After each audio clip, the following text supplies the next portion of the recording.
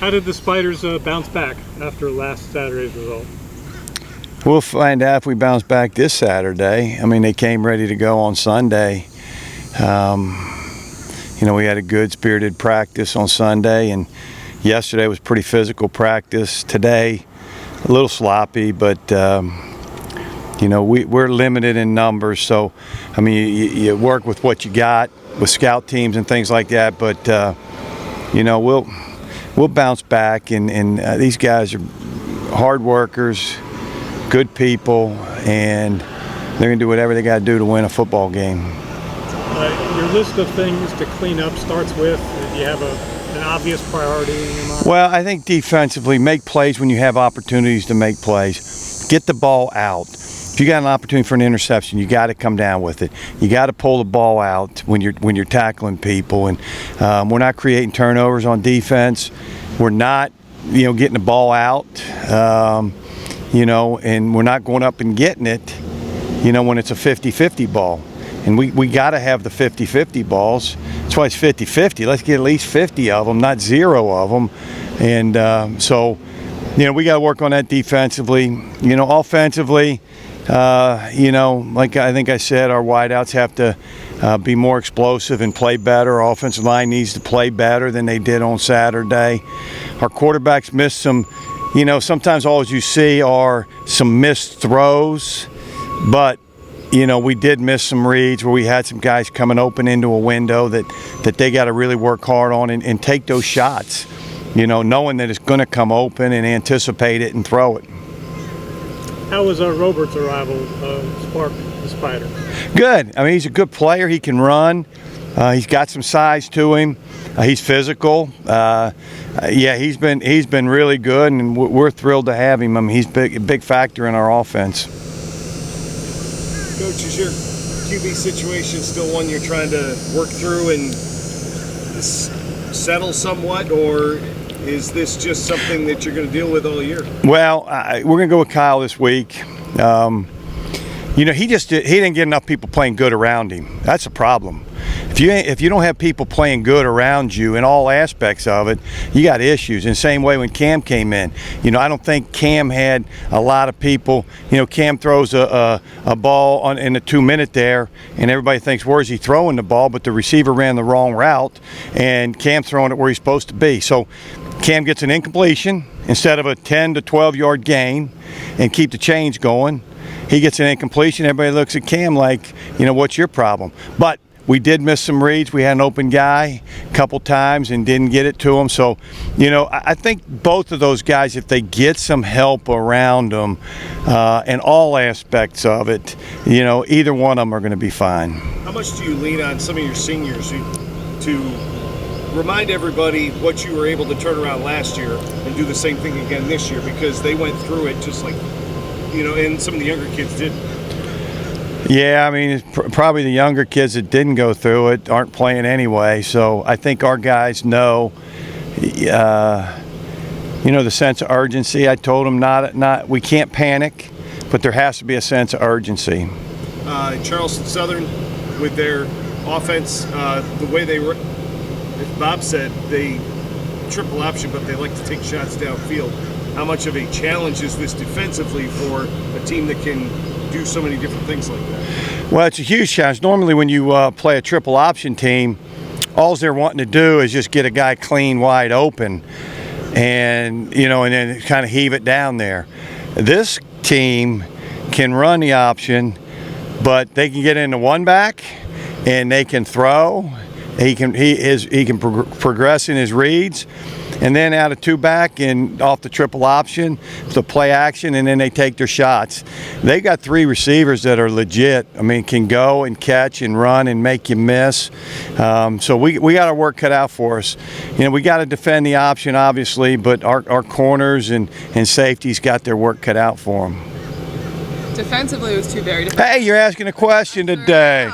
Sure am. God, I like it. Good work there. Defensively, it was 2 very different halves. When you're watching the film back, what stood out that allowed Wofford to get in the end zone so much in the second half? Well, you know, the last drive of the half, we didn't play real well. We should have been out of that. You know, we knocked the ball down on the fake field goal. It's 12-3. we came out in the second half and got them 3 and out, and then our offense throws the pick to the 7-yard line, and they ended up scoring on that one. You know, we didn't make plays. You know, we didn't play tremendous assignment football in the second half. You know, you got to put 4 quarters together. I mean, you're a basketball player. You guys got, if you don't put 4 together, you're not going to win a game unless you're way better than them. So, I mean, we got to put 4 quarters together defensively. 1 half or almost 1 half doesn't cut it. You are a basketball player, right? So I don't look like an idiot on TV here. What's the loss? Oh, you got another one. All right, here we go. One. All right. What's the loss of Donovan going to mean for the team? You know, it's tough. You feel bad for Donnie because, you know, he's had some injury situations. This will be his second surgery in 3 months. You know, he had it on his hand. I feel bad for him. But, you know, we were rolling, so we got Cam Bird and Jeremiah Grant. We just won't roll as much. You know, previously those 3 guys probably got 30 to 35 snaps each evenly. Now it's probably going to be our third, or, you know, if we put another guy in, it'll probably be 8 to 10 plays total during the course of a game. So, you know, Cam Bird and Jeremiah Grant will just have to take more snaps.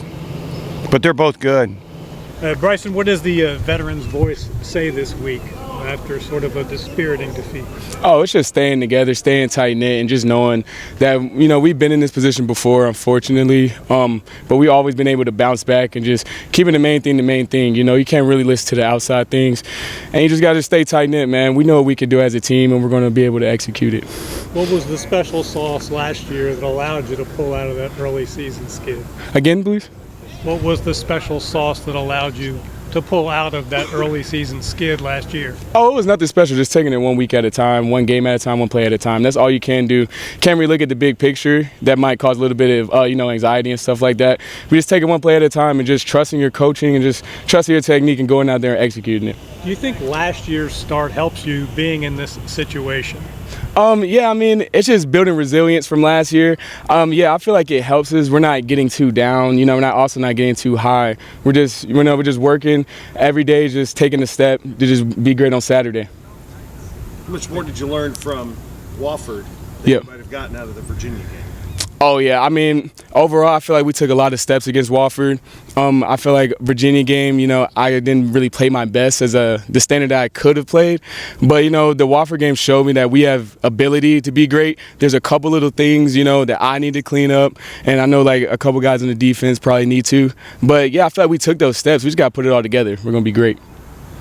What are the challenges of Charleston Southern's triple option that you have to guard for, and also know they've thrown the ball pretty well? Yeah, that's their stuff. I mean, that's respect to them. That's a great offense. I say probably one of the most high-powered offenses we'll face this year.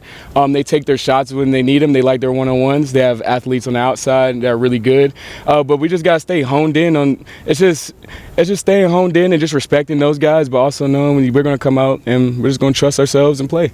So. You've got a veteran front 4 guys in the secondary, but the backups are all freshmen and redshirt freshmen. How are you trying to bring those guys along? Oh, yeah, they're coming along. You know, those guys are going to be great, especially, you know, going on later on in the season. We're going to need those guys because, I mean, it's hard to go a whole game, you know, at any level, honestly, you know, playing all the plays. But, you know, those guys are coming along. They're getting in the meeting room. They're doing everything that we do so that we can be successful as a team. What was Coach's message to you guys on Sunday after the game? Oh, it was just staying tight-knit and knowing that we just got to take it 1 game at a time. That was really about it. We can't really look into, you know, the big picture or like we're down 2 losses. It's more just what can we do this week to push forward. It's not really just dreading. It was definitely dreading the loss a little bit. But, you know, we're going to shake it off. We've been there before, and we're going to keep going on. Bryson, what is the issue with your right hand, thumb, wrist? So last day of camp, I got a scaphoid fracture. I outstretched my hand a little bit too much on the ball. It happened to me my sophomore year on my left hand, and so I played with it it was like midway through my sophomore year, 2022, on my left. So now I kind of know how to just deal with it now and play with my right. I can still do everything I need to do. Even if they throw me the ball, I know I can catch one, bring one down. So it's not really too much of a problem. I got about 4 or 5 more weeks in it. So, yeah, I'm just blessed to be out there. Does it affect tackling at all? No, not really. I wouldn't really say. As long as I'm stepping on toes and using my right technique and not trying to just grab people, you know, that keep the main thing. It doesn't really affect me. Yeah. What is a scaphoid? Scaphoid, it's a small bone like right here between like your wrist and like your thumb, like right where you bend. You need it to bend back and forth. So right now I can't really bend it back and outstretch my hand, and it gets kind of bad blood flow to it because it's so buried under those little ligaments and stuff like that. So yeah, that just takes a little bit of time to heal. But luckily, you know, I can play with it. So. Good success over the years in various sports with Ivy League grads. I wonder if that influenced your decision to come to Richmond. Yeah, definitely. A couple of years ago, the tight end from Cornell, John Fitzgerald, actually came here and had a pretty good career before he got a concussion, I'm pretty sure. And the academics here are pretty high tier, so that definitely played a big part in my decision to come here. Was Richmond on your radar coming out of high school? No, actually, I visited here with my brother for lacrosse about 3 or 4 years ago, so I always saw the campus and liked it. But then once I got in the portal, the coaches reached out to me, and I took a visit in January, and I loved it. Do you have a feel about that Ivy League rule that was really important during the pandemic times, which is you can't play if you're a graduate? Do you have a sense as to whether that's a good thing or a bad thing? I think it's a good and bad thing because I think it allows people who are talented athletically to go somewhere else. Oh, I'm sorry. And maybe go on scholarship somewhere else because in the Ivy League there's no scholarship. So being able to use your extra year, get a master's degree paid for on top of doing your 4 years already at Ivy League, I think that's good for the athlete, honestly. What does this offense have to do to get the passing game clicking better? I think we just need to keep focusing on the little details because our main theme the past 2 weeks has just been like one person or one position messing up on one play. It's just a matter of putting it together as a whole offense on every play. I don't think the quarterback situation matters as much. I think both of them are very talented and are capable of leading our team. So, and they do both of them do things very well. So I think just continuing to get after it on the practice field and execute at the little details on every play. Last time we talked, it was early preseason, everything was smooth sailing. Obviously now we're 2 weeks in, 2 losses. What is something that you've learned or something you had to adjust to this far?